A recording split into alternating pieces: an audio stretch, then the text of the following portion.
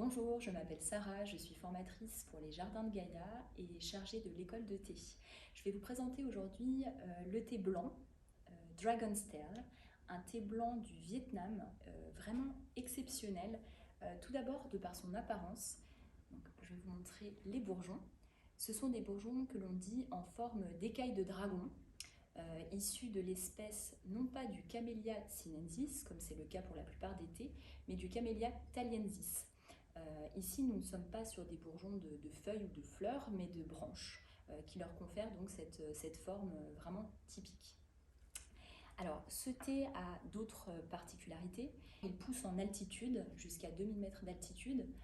On dit de manière générale que les thés d'altitude donnent des thés plus aromatiques, plus parfumés que les autres.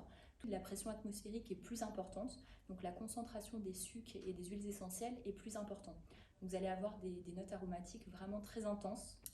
Autre particularité, nous sommes sur des thés anciens et semi-sauvages. Alors ces arômes, quels sont-ils?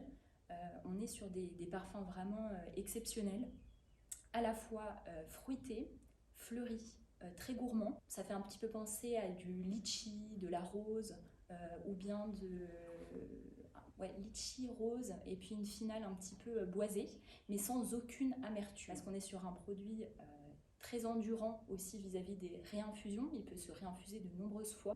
Il n'a pas du tout d'amertume, il a une texture qui est très onctueuse, très intéressante, qui peut faire penser à certaines robes de vin un petit peu moelleuses. Au niveau du packaging, on est sur donc un packaging tout nouveau, produit en France, un produit qui met bien en valeur le thé, qui le conserve bien aussi, puisqu'on est sur une boîte très hermétique, mais qui en même temps va laisser respirer le thé, donc qui va pouvoir le conserver longtemps.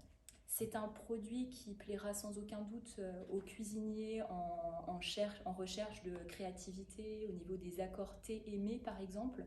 C'est un produit qui se marie particulièrement bien avec les desserts chocolatés, en particulier le chocolat au lait, pour ses notes acidulées qui vont contraster avec la douceur du chocolat.